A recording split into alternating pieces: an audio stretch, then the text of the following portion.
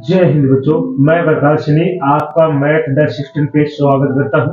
बच्चों आज हम कक्षा 10 का मॉडल पेपर 2 पढ़ेंगे। तो बच्चों हमने इस मॉडल पेपर 2 के पिछले वीडियो में क्वेश्चन नंबर 3 तक कर लिए थे। अब क्वेश्चन नंबर 4 को स्टार्ट करेंगे।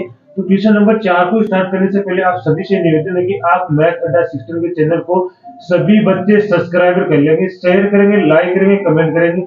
जो बेल आइकन वाला घंटा है बच्चों उसे अवश्य प्रेस कर लेना है ताकि आने वाला नोटिफिकेशन सबसे पहले बच्चों आप प्राप्त कर सके और क्लास का आनंद उठा सके। तो चलो बच्चों आप क्लास को स्टार्ट करते हैं। तो देखिए क्वेश्चन नंबर 4 क्या लिखा है। सिद्ध कीजिए कि 1/√2 एक अपरिमेय संख्या है। आपको क्या सिद्ध करना है कि √1/2 क्या है, अपरिमेय संख्या। बच्चों मैंने पिछले वीडियो में भी आपको अच्छे से बताया था कि अपरिमेय संख्या को कैसे सिद्ध करते हैं। तो देखो सबसे पहले इसको क्या मानेंगे, हम परिमेय संख्या मान के चलेंगे। तो क्या करेंगे, माना 1/√2 एक परिमेय संख्या है। क्या मान के चलेंगे, परिमेय संख्या है जहां जहां दो पूर्णांक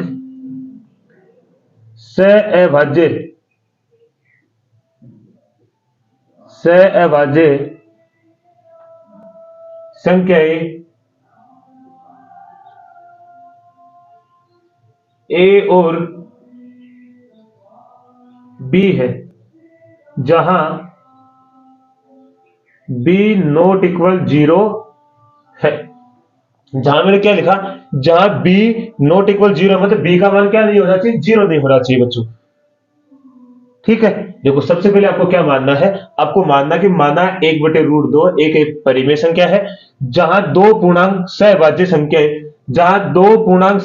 संख्याएं ए और बी है, जहां बी नॉट इक्वल 0। सहअभाज्य संख्या का मतलब होता है बच्चों जिन दो संख्या का एचसीएफ कितना होता है, मतलब महत्व कितना होता है, 1 होता है। याद रखना आप, जैसे आप परिमेय संख्या किसके रूप में होती है, a/b के रूप में, मतलब अंश और हर के रूप में होती है। तो बच्चों हमेशा इन दोनों का जो एलसीएम होता है ना, वो हमेशा कितना होता है, 1। अगर इनका एलसीएम 1 नहीं है तो हम परिमेय संख्या नहीं बोल सकते, इनको परिमेय संख्या के रूप में पूर्णता बनाएंगे तो वो क्या होती है, परिमेय संख्या होती है। तो अब देखिए यहां तक हो गया हमारा काम। ये लाइन आपको हर एक क्वेश्चन में, जैसा भी आपको अपरिमेय संख्या वाला होगा, हर एक क्वेश्चन में यही लाइन लिखनी है। ठीक है, अब उसके बाद में आपको लिखना है, चूंकि आपको लिखना है 1/√2 बराबर, या फिर आप लिख सकते हो अतः, क्या लिखोगे, अतः 1/√2 क्या a/b के बराबर है कि नहीं है, क्योंकि 1/√2 किसके, b के बराबर है। अब सबसे पहले आपको क्या करना बच्चों, इस 1/√2 का क्या करना, परिमेयकरण करना। मैं आपको इधर बता देता हूं 1/√2 का परिमेयकरण कैसे करना है। √2 की ऊपर गुणा कर दो और √2 की ही क्या कर दो, नीचे गुणा कर दो। तो यहां से क्या आएगा, ऊपर तो आ गया √2 और √2 को √2 से गुणा करोगे तो कितना आता है बच्चों, 2। तो आपके पास है 2√2/2। तो यहां से आप मैं परिमेयकरण करूंगा तो आप क्या लिखोगे, 1/√2, या ऐसे लिख दो, इसकी बजाय आप ऐसे लिख सकते हो कि √2 का परिमेयकरण करने पे, √2 का परिमेय परिमेयकरण करने पर, √2 का परिमेयकरण करने पर, तो यहां से आप क्या करोगे, 1/√2 गुणा √2 बटे में √2 बराबर क्या आएगा, a/b। तो यहां से आपके पास क्या आएगा, क्या निकल के आएगा, 1 या तो ऊपर तो क्या बचेगा, सॉरी ऊपर तो बचेगा 2 और नीचे आएगा √2। ठीक है, तो बराबर में क्या आएगा, a/b आ गया, a/b। अब देखो यहां से आपको वजन गुणन करना है। मैं इसको इसके पास भेज देता हूं और इस वाली संख्या को इसके पास भेज देता हूं। तो देखो वजन गुण करोगे तो यहां से क्या आएगा आपके पास, तो यहां से वजन गुण करोगे तो आपके पास आएगा 2b बराबर क्या आएगा, √2a। आपको इस √2 को यही रखना है, बाकी आपको इस a को इधर की तरफ भेजना है। तो आपके पास क्या आएगा, √2 बराबर क्या आएगा, 2b बटे में a, ये वाला आ गया। ठीक है, यहां तक आपका काम हो गया। इसको समीकरण नंबर आप क्या दे देंगे, 1। कितना दे देंगे, समीकरण नंबर 1। अब देखो बच्चों, बस ये क्वेश्चन यहीं तक होता है, बाकी बस आपकी जो हिंदी वाली भाषा वो लिखनी है। ये क्वेश्चन नॉर्मली यहीं तक होता है। आप लिखोगे अतः, या आप लिखोगे चूंकि ए और बी दो पूर्णांक संख्याएं है।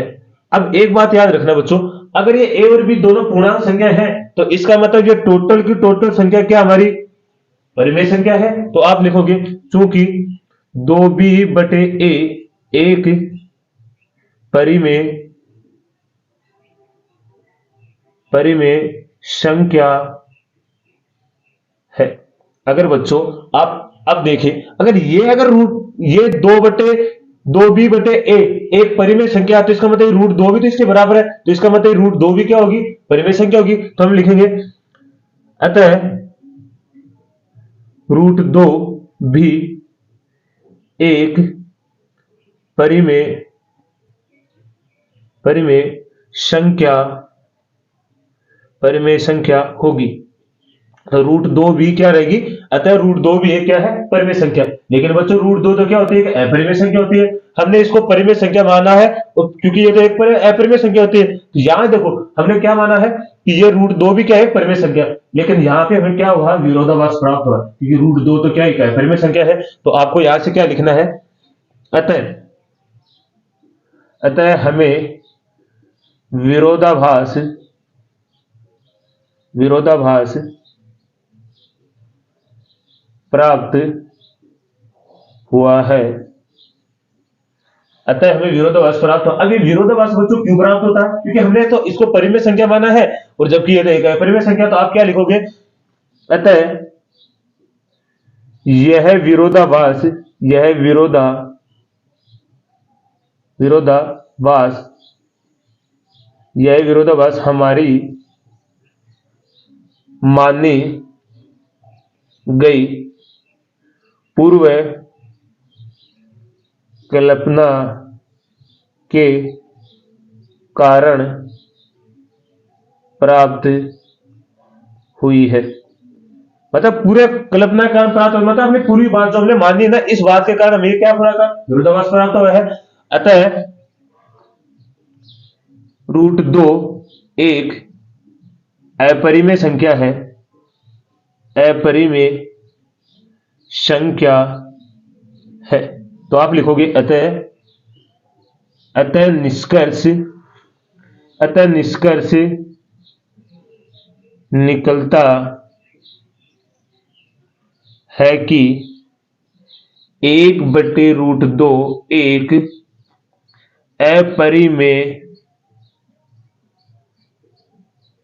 अपरिमेय संख्या है।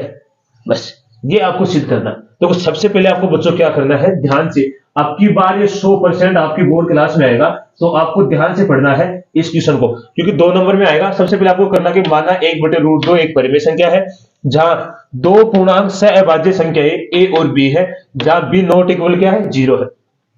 अब इसको 1/√2 को आप किससे बराबर मानोगे, a/b। a/b के बराबर क्यों मानेंगे, क्योंकि परिमेय संख्या होती है, क्योंकि ये परिमेय संख्या, तो परिमेय संख्या के बराबर ही मानेंगे। यहां से आपने √2 का क्या कर दिया, परिमेयकरण कर दिया। परिमेयकरण करने के बाद आपके पास है 2/2 गुण बराबर 1 a/b। आपने यहां से क्या कर दिया, यहां लिख दो, आप लिख भी सकते हो आप, वज्र गुणन करने पर, क्या लिख सकते हो, वज्र गुणन करने पर। तो यहां से वज्र गुण किया, तो यहां से 2b बराबर √2a आ गया, और यहां से आपके पास √2 बराबर 2b/a आ गया। अब यहां से आप लिखना कि a और b दोनों क्या पूर्णांक संख्या है। अगर ये पूर्णांक संख्या है तो इसका मतलब पूरी की पूरी संख्या परिमेय संख्या होगी, और परिमेय संख्या है तो ये √2 भी क्या रहेगी, परिमेय संख्या रहेगी। लेकिन ये तो हमें विरोधाभास प्राप्त हुआ, क्योंकि हमें तो पता है कि √2 तो क्या अपरिमेय संख्या होती है। तो हमने माना कि अतः हमें विरोधाभास प्राप्त हुआ, अतः ये विरोधाभास हमारी मानी गई पूर्व कल्पना के कारण प्राप्त हुआ है। अतः √2 तो एक क्या है, अपरिमेय संख्या है। अतः निष्कर्ष निकलता कि 1/√2 भी क्या है, एक अपरिमेय संख्या है। तो बिल्कुल ऐसे ही लिखना आपको परीक्षा में, स्टेप बाय स्टेप, तो आपके एक भी नंबर नहीं कटेगा। तो स्क्रीनशॉट ले लीजिए आप इसका। चलो बच्चों अगला क्वेश्चन देखिए, क्वेश्चन नंबर 5। बहुपद अक्ष की घात ये 2 है बच्चों, मैंने 3 लिख दी है यहाँ पे, अक्ष की घात 2 -3 के शून्य ज्ञात कीजिए और शून्य को तथा गुणांकों के बीच के संबंध की सत्यता की जांच भी करना है। सबसे पहले आपको यहाँ पे शून्य बताना है, शून्य बताने के बाद उनकी सत्यता की जांच भी करनी है हमें। तो देखिए सबसे पहले आपको बहुपद क्या दे रखा है, तो आपको दे रखा है कि अक्ष की स्क्वायर -3 बराबर 0। ये क्या दे रखा है आपको, बहुपद दे रखा है, क्योंकि जिसके ऊपर 2 घात होती है वो बहुपद कहलाता है, द्विघात बहुपद कहलाता है। अब देखो यहां से बच्चों एक बात आपको मैं बता दूं, जैसे मान लो आप √2 को √2 से गुणा करते हो तो कितना आता है 2, ऐसे आप √3 को √3 से गुणा करते हो तो कितना आता है 3। तो इस 3 को आप ऐसे भी लिख सकते हो √3 का होल स्क्वायर। बच्चों इस √3 को आप ऐसे स्क्वायर लिख सकते हो, क्योंकि देखो यहां से स्क्वायर कटेगा तो वापस कितना आएगा 3, तो इसका मतलब इस 3 को आप क्या लिख सकते हो, √3 का होल स्क्वायर। क्यों कि आप लिख सकते हो अक्ष स्क्वायर माइनस √3 सॉरी √3 का होल स्क्वायर बराबर क्या आएगा 0। मैंने ऐसा क्यों लिखा है, क्योंकि यहां देखो ए स्क्वायर माइनस बी स्क्वायर का सूत्र लग गया। आप जानते हो यहां से क्या होता है, ए स्क्वायर माइनस बी स्क्वायर का सूत्र क्या होता है बच्चों, ए माइनस बी और ए प्लस बी। बच्चों मैं आपको रट्टा विद्या नहीं सिखाऊंगा, एकदम रटनी विद्या तो है नहीं हमारे पास। आपको मैथ अदा सिक्स पे सिर्फ बेसिक पूरा डिटेल में बताया जाएगा कि ये कैसे प्राप्त होता है, डायरेक्ट नहीं बताया जाएगा। अब वैसे तो ये डायरेक्ट भी होता है, लेकिन डायरेक्ट नहीं करेंगे हम, इसको सही से करेंगे। यहाँ देखो दिखाई नहीं दे रहा थोड़ा सा, मैं अब दिखाई दे रहा होगा आपको। अब देखो ये ए स्क्वायर माइनस बी स्क्वायर का सूत्र बन गया क्या, तो यहाँ लगाइए आप, तो ये ए का मान है, ये बी का, तो यहां से क्या आएगा एक्स माइनस √3 एक्स प्लस √3 बराबर क्या हो गया 0। अब देखो आप लिखोगे x माइनस √3 बराबर 0, या फिर क्या होगा x प्लस √3 बराबर 0। अगर ये 0 के बराबर तो ये माइनस का उधर किस में जाएगा प्लस में, तो x बराबर √3।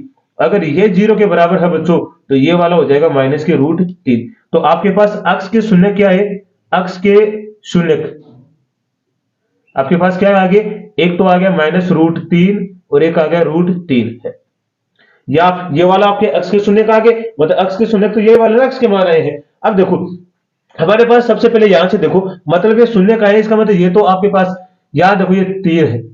यहां देखो बच्चों जो प्लस वाला होता है, क्या जो प्लस वाला मान होता है, मतलब जो बड़ी संख्या होती है वो तो होती है एल्फा का मान, किसका होता है एल्फा का, तो एल्फा का मान तो आपके पास √3 है और बीटा का मान आपके पास माइनस के √3 है। ठीक है। अब देखो सत्यता की जांच करते हैं तो कैसे करते हैं, हम लिखते हैं सत्यता की जांच। पहले तो आप लिखोगे सत्यता, परीक्षा में भी ऐसे लिखना सत्यता की जांच, ठीक है, सत्यता की जांच ऐसे लिखोगे आप। अब देखो सबसे पहले आप जानते हो शून्य को का योगफल,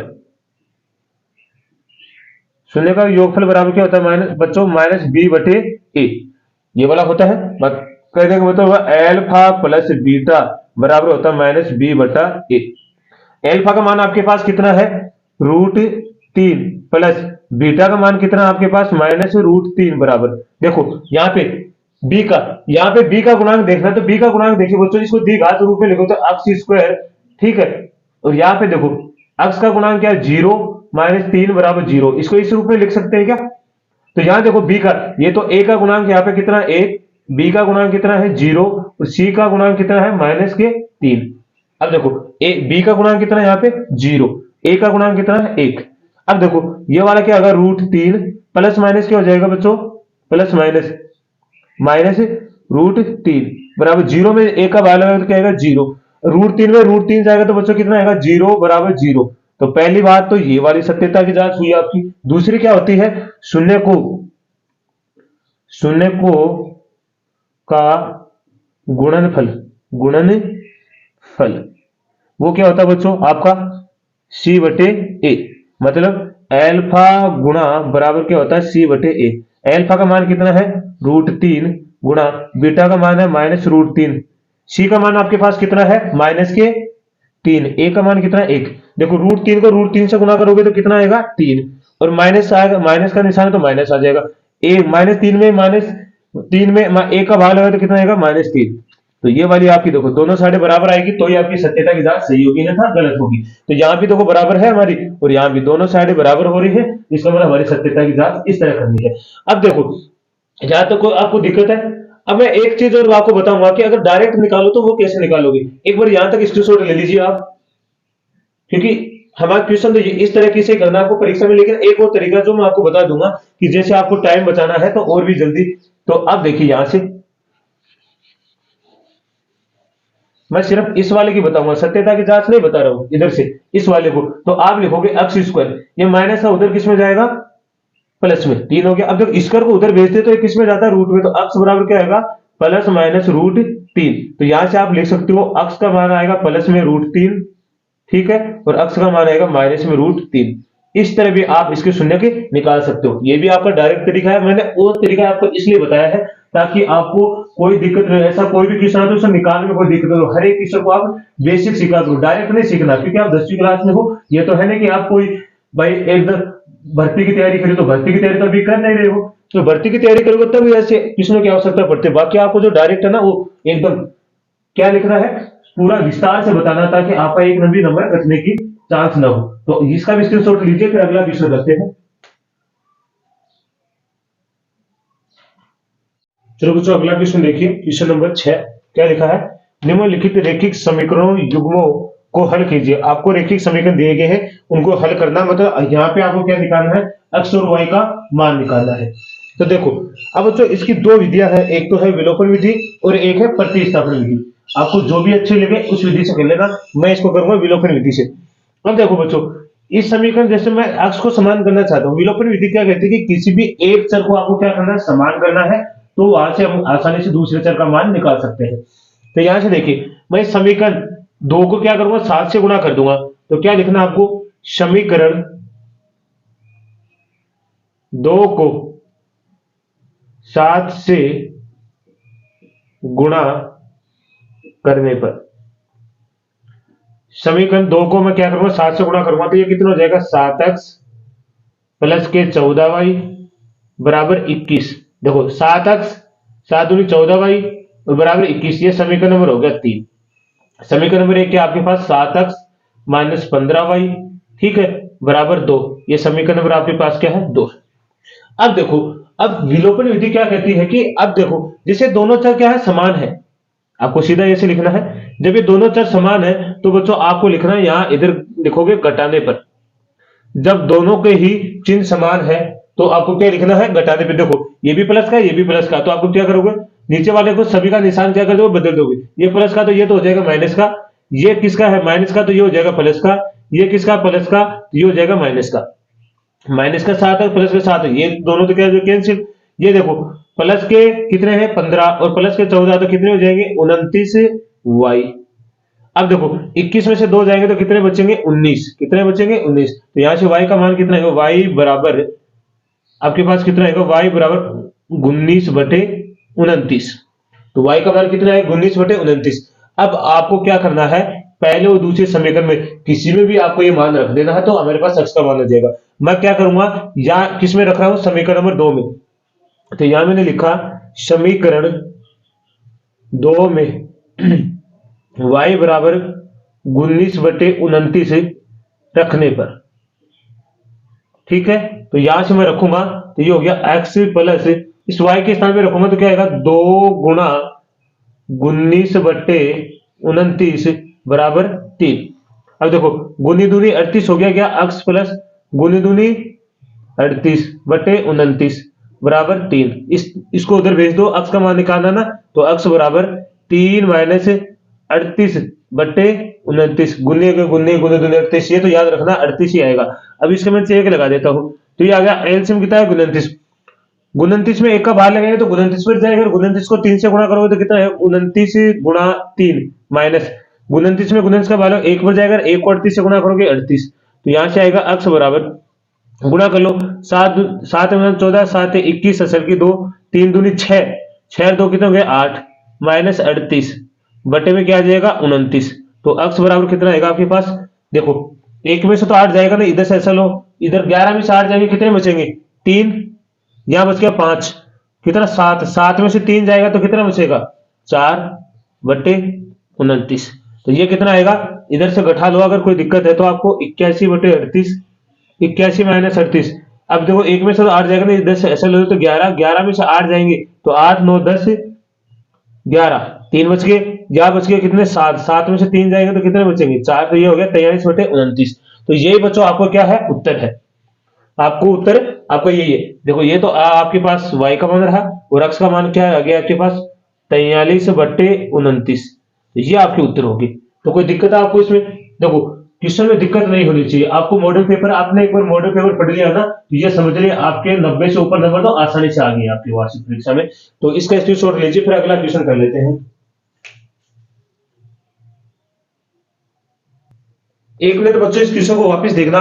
हमने यहाँ गलती कर दी है, देखो यहाँ गुणा करने में हमने गलती की है।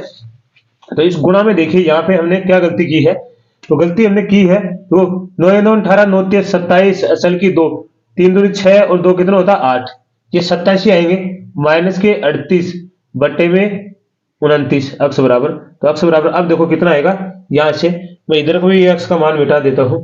अब देखो यहाँ पे 17, 7 में से तो जाएगा ना, इधर से घटा लो, 87 में से 38 जाएगा तो देखो 17 में से 8 जाएगा तो कितना बचेगा 9, और यहाँ कितना बचेगा 4। तो ये आएगा 49 बटे 29, कितना आएगा आपके पास 49 बटे 29। तो ये वाला आपके पास किसका मान आ गया, अक्स का मान, और ये वाला किसका हो गया, वाई का मान। तो अब एक बार वो स्क्रीनशॉट ले लीजिए, क्योंकि कभी कभी गुणा में कैलकुलेशन में थोड़ी गलती हो जाती है। अगला क्वेश्चन देखिए बच्चों, क्वेश्चन नंबर 7 क्या लिखा है, समलंब एबीसीडी जिसमें एबी समांतर है किसके, डीसी के, डीसी है, और विकिरण एसी और बीडी परस्पर ओ पर प्रतिच्छेद करते हैं। दो त्रिभुजों की समरूपता कसौटी का प्रयोग करते हुए दर्शाइए कि ओ ए बटे ओ सी बराबर है ओ बी बटे ओ डी है। आपको समरूपता कसौटी का प्रयोग करना है और इन्हें क्या सिद्ध करना है, हमें समरूपता कसौटी का प्रयोग करके समलंब चतुर्भुज से हमें ये वाला सिद्ध करना है। देखिए समलंब चतुर्भुज बना लेते हैं।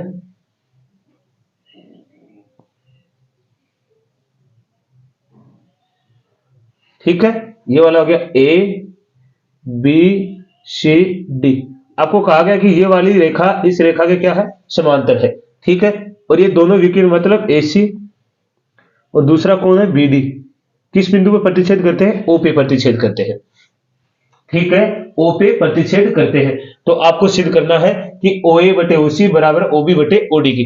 तो देखो जब भी बच्चों ऐसा लिखा होता है तो इसको सिद्ध कैसे करते हैं, सबसे पहले हम लिखेंगे जैसे दिया है, सबसे पहले लिखेंगे दिया है, क्या दिया है कि एबीसीडी एक समलंब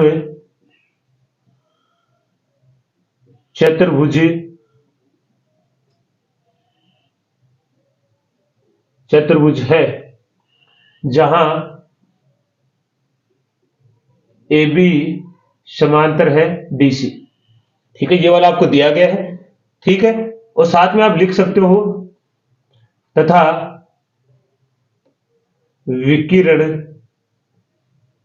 विकिरण एसी और बीडी ओ पर प्रतिच्छेद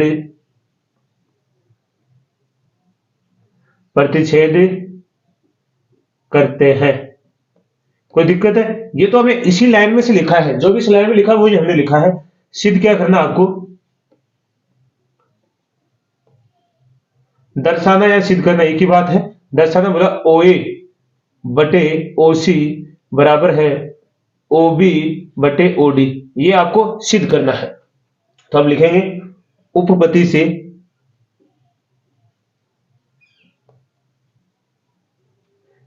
से देखिए बच्चों, अब एक चीज आप देखना है, यहां से आपको दो त्रिभुज लेना है, या तो ये दोनों त्रिभुज ले लो या इन दोनों त्रिभुज। अब एक बात और को बता दो आपको, जैसे बच्चों ये दो समांतर रेखाएं हैं, इस समांतर रेखा को दूसरी तीरक रेखा जैसे काटती है तो उस तीरक रेखा से बनने वाले एकांतर कोण क्या होते हैं, बराबर।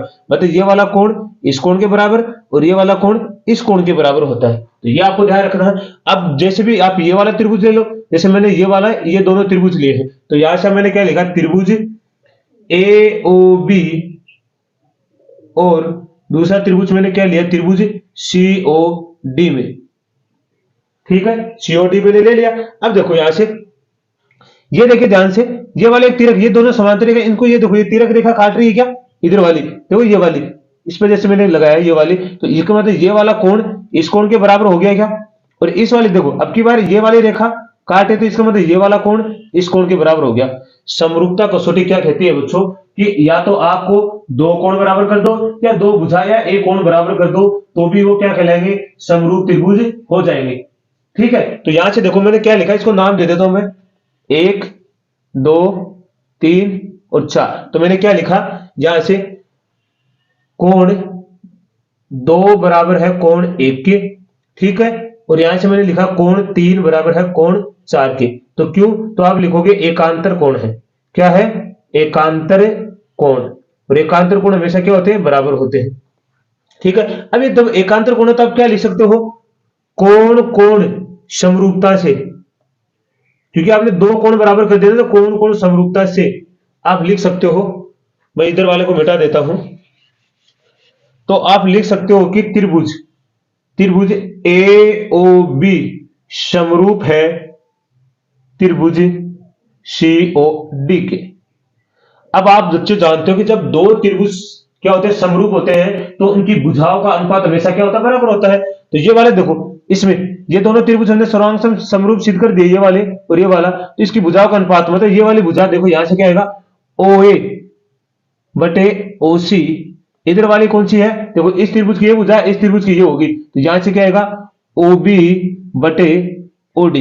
क्या आपको ये सिद्ध करना था, बिल्कुल ये सिद्ध करना था, तो आप लिखोगे इति सीधम। क्या लिखोगे, इति सीधम। देखिए ध्यान से, इस त्रिभुज की तो ये वाली भुजा आ गई, ये वाली, और इस त्रिभुज की ये वाली होगी, इस त्रिभुज की ये वाली होगी, और इस त्रिभुज की ये वाली भुजा, तो इन भुजाओं का अनुपात बराबर हो गया, तो ये हमें सिद्ध करना था। तो बिल्कुल आसान क्वेश्चन था, ले लीजिए इसका स्क्रीनशॉट, फिर अगला क्वेश्चन करते हैं।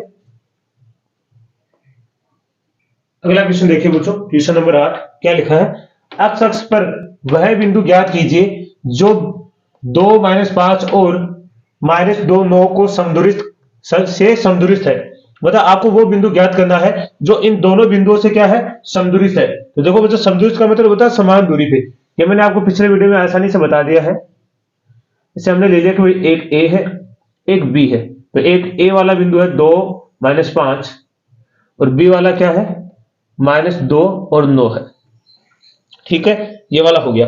अब देखो बच्चों, यहां से बोला कि वह एक्स अक्ष पे वह बिंदु ज्ञात करना।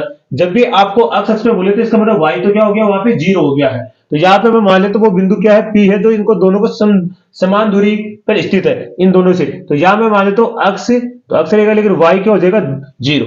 तो आप सबसे पहले आपको क्या लिखना है, देखो ये वाला हो गया कि ये A और B बिंदु है, इसे कोई बिंदु है तीसरा जो क्या है P, वो इन दोनों से क्या समान दूरी पे, मतलब समदूरी का मतलब समान दूरी पे। ठीक है, तो यहां से आप क्या लिखोगे, सबसे पहले माना बिंदु A और B से समान दूरी पर स्थित बिंदु P है जिसके निर्देशांक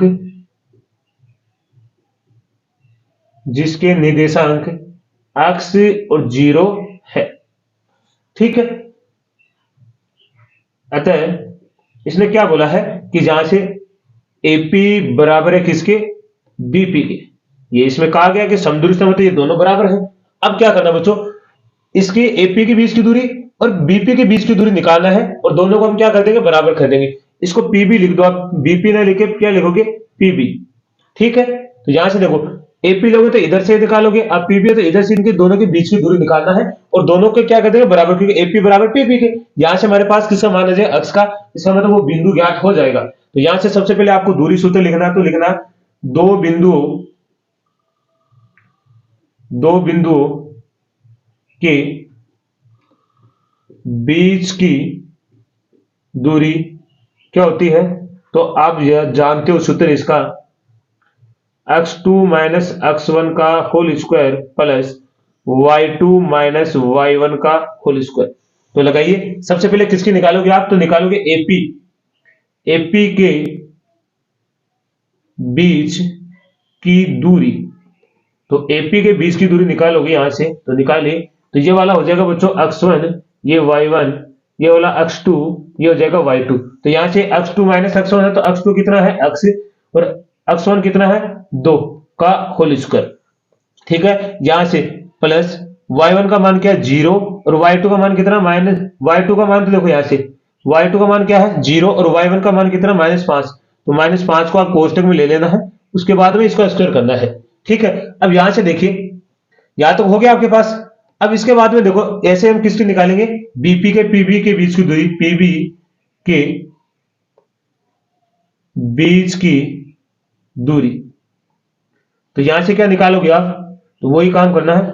अब की बार देखो, ये वाला क्या हो जाएगा x1 y1, और ये हो जाएगा x2 बच्चों y2। तो यहां से क्या आएगा x2 माइनस x1, x2 का मान है -2, x1 का मान है x का होल स्क्वायर, फिर क्या है y2 का मान कितना 9, और y1 का मान है 0 का होल स्क्वायर। ठीक है, यहां तो हो गया।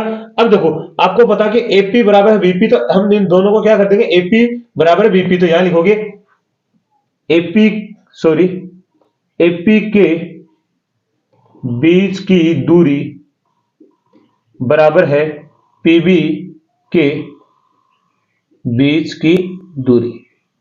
ठीक है, यहां तक हो गया। अब बराबर कर दो इन्हें, तो यहां से आपके पास क्या आएगा, x माइनस 2 का होल स्क्वायर प्लस 0। देखो प्लस माइनस क्या हो जाएगा बच्चों, प्लस प्लस माइनस माइनस क्या हो जाएगा प्लस, तो यहां से लिखोगे 0 + 5 का होल स्क्वायर बराबर, इधर क्या आएगा देखो, देखो बच्चों, जब भी दोनों माइनस होते हैं तो आपको क्या लिखना है, उनको प्लस के रूप में लिख देना है। प्लस करके जब दोनों ही माइनस करो तो आप लिख सकते हो x प्लस 2 का होल स्क्वायर प्लस क्या होगा 9 का होल स्क्वायर। देखो बच्चों, मैंने ऐसा क्यों कहा कि इसको आप माइनस, देखो जब भी ऐसी कोई संख्या लिखी होती है -2 माइनस x का होल स्क्वायर, तो यहां से बच्चों माइनस कॉमन लेंगे तो ये होगा -1 का होल स्क्वायर, और ये क्या हो जाएगा x प्लस 2 का होल स्क्वायर। एक का होल स्क्वायर करोगे तो एक ही आएगा, और एक को इससे फर्क पड़ेगा नहीं, तो इसका मतलब हम डायरेक्ट इसको क्या लिख दिया है, ऐसे लिख दिया है।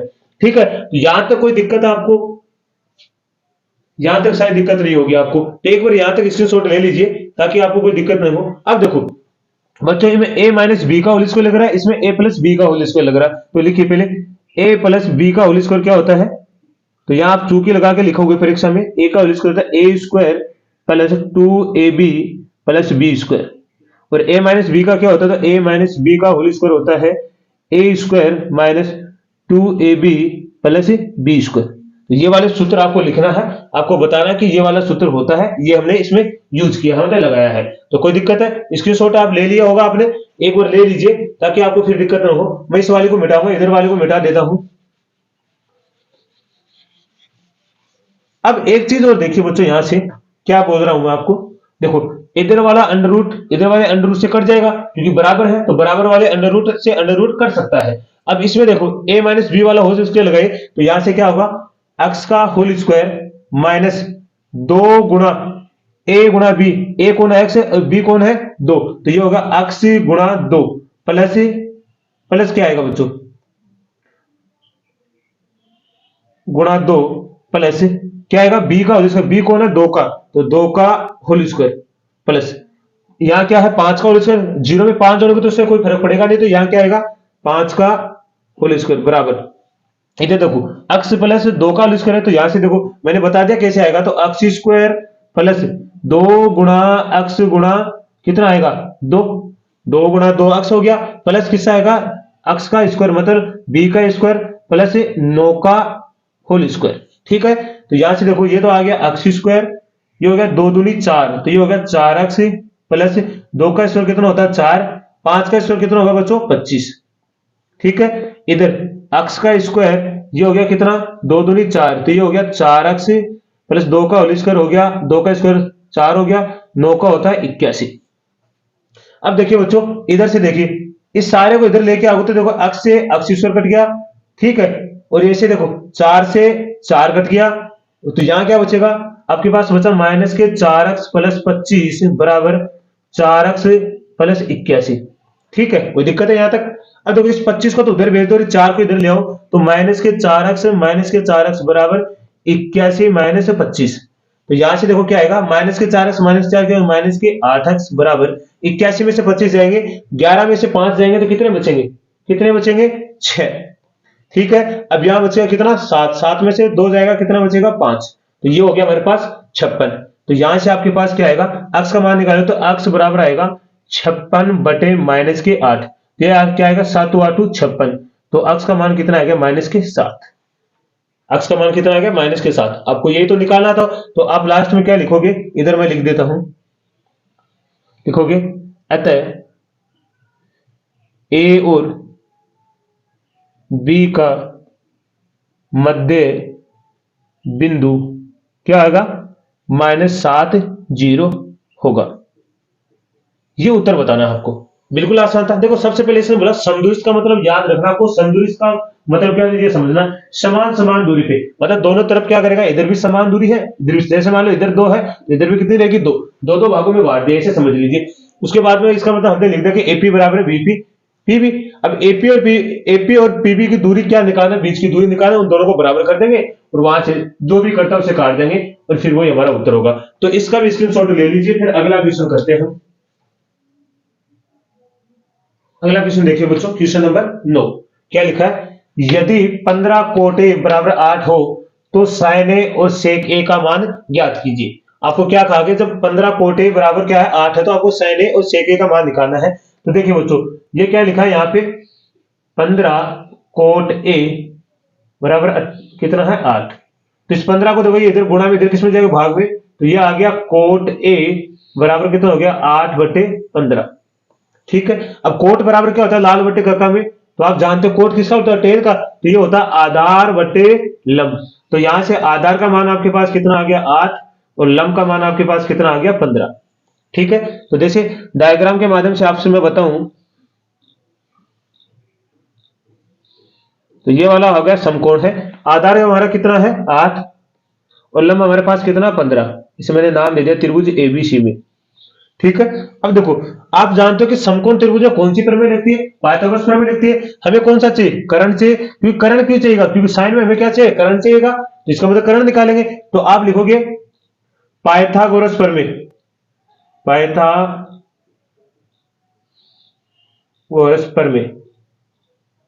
तो वो क्या होती है बच्चों, तो आपको लिखना है कर्ण का स्क्वायर बराबर आधार का स्क्वायर प्लस लंब का स्क्वायर। तो यहां से देखो कर्ण तो क्या आपके पास, कर्ण क्या आपके पास, AC। तो यहां से आएगा AC का स्क्वायर बराबर आधार क्या आपके पास, 8, 8 का स्क्वायर प्लस लंब कितना आपके पास, 15। तो 15 का स्क्वायर। बच्चों 8 का स्क्वायर होता है 64, और 15 का कितना होता है, तो ये होता है 225। कितना, 225। तो यहां जोड़ लो, 225 और 64 कितना होता है, 9, 8, 2, 289। तो यहां हो गया AC स्क्वायर बराबर, तो यहां से AC स्क्वायर बराबर हो गया 289। 289 किसका वर्ग होता है, तो बच्चों 17 का होता है। तो यहां से आएगा AC स्क्वायर बराबर 17 का whole square, whole square cut जाएगा। तो यहां से आपके पास क्या आएगा, AC बराबर 17। AC कौन आपके पास, आपका क्या है, कर्ण। तो कर्ण कितना आ गया आपके पास, 17। तो अब जिसका भी पूछा आप आसानी से बता सकते हो। सबसे पहले पूछा आपसे साइन ए का, तो साइन ए क्या होता है बच्चों, लंब बटा कर्ण। तो लंब कितना आपके पास, देख लो ये रहा, ये लंब है आपका, और ये आधार है, और ये वाला आपका क्या है, कर्ण है। तो लंब आपका कितना है, 15, कर्ण कितना है, 17। तो हो गया 15/17। उसके बाद में निकालना आपको सेक ए। तो सेक ए क्या होता है बच्चों, ये होता है कोस। कोस का क्या होता है, आधार बटे कर्ण। तो इसका क्या आएगा, कर्ण बटे आधार। तो कर्ण कितना आपके पास, 17, और आधार कितना आपके पास, 8। तो इसका उत्तर ये वाला हो जाएगा। बस ये तो आपको निकाल के देना था। क्या बिल्कुल आसान है ना, कोई दिक्कत नहीं आपको। इस तरह आपको निकालना है, ऐसे डायग्राम लिखोगे ना परीक्षा में तो और भी अच्छा लिखेगा, तो आपको नंबर में काटने की कोई गुंजाइश नहीं होगी। तो इसका भी स्क्रीनशॉट लीजिए। अगला क्वेश्चन देखिए बच्चों, क्वेश्चन नंबर 10। क्या लिखा है, एक मीनार क्षैतिज तल पर खड़ी है, सूर्य का 49 कोण 30 पर मीनार की छाया सूर्य के 49 कोण क्या है, 60 डिग्री पर मीनार की छाया से 45 मीटर अधिक है। मीनार की ऊंचाई ज्ञात कीजिए। मतलब मीनार सूर्य का उन्नयन कोण, इससे बोलते 49 कोण लिख रहा है, तो 49 का मतलब उन्नयन कोण है बच्चों। क्या है? उन्नयन कोण। कहीं आप ये कुछ और मत समझ लेना, इसका मतलब 49 कोण का मतलब होता है उन्नयन कोण। अब देखो इसने क्या कहा, वैसे वैसे मैं आपको डायग्राम के माध्यम से समझाता हूं। ये हमारी होगी मीनार बच्चों, ठीक है, और ये मीनार का हो गया मीनार की छाया, ठीक है, मीनार की छाया होगी। अब देखो इसने बोला है कि जब आप सूर्य की तरफ देखते हो तो आपको पहला कोण कितने डिग्री का बनता है? तो 30 डिग्री का। तो ऊपर की तरफ देखोगे तभी तो कोण कितना रहेगा? 30 डिग्री का। जब आगे देखो मीनार की छाया 30 पर, मीनार की छाया सूर्य के उन्नयन कोण में तो 49 कोण, 60 पर मीनार की छाया 45 मीटर बढ़ जाती है। जब इस मीनार का कोण 30 डिग्री से 60 डिग्री होता है तो ये दूरी कितनी बढ़ जाती है? ये छाया कितनी बढ़ जाती है बच्चों? कितनी बढ़ जाती है? तो 45। कहां लिखा है? 45 मीटर बढ़ जाती है। मतलब ये कोण कितने डिग्री होता है? जब ये कोण 60 डिग्री हो जाता है तो ये दूरी यहां से लेके ये दूरी यहां तक की दूरी कितनी बढ़ जाती है? 45 मीटर बढ़ जाती है। तो आपसे पूछा गया है मीनार की ऊंचाई ज्ञात कीजिए। क्या पूछा गया? मीनार की ऊंचाई। जब कोण 30 डिग्री से कितना हो जाता है? 60 डिग्री हो जाता है, तब इसकी छाया ये वाली यहां से लेके यहां तक कितनी बढ़ जाती है? 45 मीटर बढ़ जाती है। तो मीनार की ऊंचाई बतानी, तो ये मैंने ए, बी, सी और डी मान लिया। देखो बच्चों, अब सबसे पहले आपको क्या मैंने मान लिया कि मीनार की ऊंचाई कितनी है? h मीटर है, और यह सी, इस बीसी के बीच की दूरी मैंने मान ली x मीटर है। कितनी है? x metre. कोई दिक्कत है यहां तक? या तो कोई दिक्कत नहीं है ना। अब देखो सबसे पहले आपको क्वेश्चन को ध्यान से पढ़ना है, जैसे जैसे क्वेश्चन बोलेगा वैसे वैसे। एक बार और मैं समझा देता हूं आपको। एक मीनार क्षैतिज तल पर खड़ी है, बिल्कुल क्षैतिज तल पे खड़ी है, ठीक है। सूर्य का 49 कोण मतलब उन्नयन कोण 30 डिग्री पर मीनार की छाया, मतलब जिसका उन्नयन कोण 30 डिग्री से मीनार की छाया, सूर्य का उन्नयन कोण 60 डिग्री पर मीनार की छाया छाया 45 मीटर अधिक हो जाती है। जब यह कोण 30 डिग्री से 60 डिग्री होता है तो ये छाया कितने मीटर बढ़ जाती है? 45 मीटर बढ़ जाती है। तो आपको मीनार की ऊंचाई ज्ञात करना। अब देखो सबसे पहले हम क्या करेंगे, मानेंगे। तो सबसे पहले मानेंगे, मीनार माना मीनार की ऊंचाई h मीटर है, तथा मानो कि BC बराबर x मीटर है। कोई दिक्कत है यहां तक? अब जो भी दे रखा है यहां से देखो, आपके पास CD कितनी है? 45 मीटर। आपके पास BC AB कितनी हो गई है? h metre. आपके पास BC कितनी हो गई है? x metre. अब देखो बच्चों सबसे पहले क्या दिखाना है, अब देखो यहां से टोटल ये BD कितनी हो जाएगी? यहां से यहां तक लेगी 45 प्लस x। तो आपके पास यहां से BD कितनी हो जाएगी बच्चों? BD, तो आपके पास होगी BD 45 प्लस x। अब देखो हमें तो इस मीनार की ऊंचाई ज्ञात करनी है, तो मीनार की ऊंचाई ज्ञात करने के लिए हमें तो इस अक्ष की आवश्यकता थोड़ी है। तो इस अक्ष को मान को खत्म करना है हमें। इसको खत्म करने के लिए सबसे पहले हम इस त्रिभुज को काम में लेंगे, फिर लेंगे इस पूरे त्रिभुज को, यहां से यहां तक का त्रिभुज काम में लेंगे। तो सबसे पहले आपको क्या लिखना है, यहां से देखो एक एक स्टेप करके। त्रिभुज ABC, तो त्रिभुज लोगे ABC में।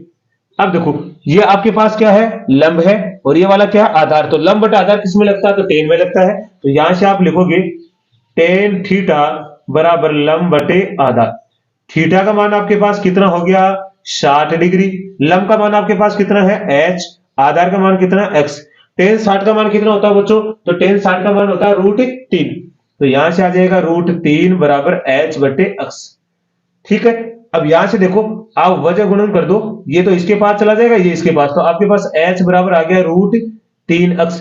आपको तो इस अक्ष के मान को खत्म करना है, तो आपको इस अक्ष का मान निकालना, √3 को इधर भेजो तो ये क्या आएगा? x बराबर h बटे √3। इसे आप समीकरण नंबर दे दोगे 1। कितना दे दोगे? समीकरण नंबर 1। तो यहां तक किसी को दिक्कत है?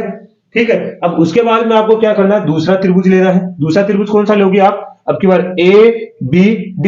दूसरा त्रिभुज क्या है? त्रिभुज ABD में। तो देखो इसमें ये लंब हो गया, ये नीचे वाला पूरा क्या हो गया? आधार। तो यहां भी क्या लगेगा? टेन थीटा बराबर लंब बटे आधार। तो टेन थीटा का मान यहाँ पे कितना रहेगा? 30 डिग्री।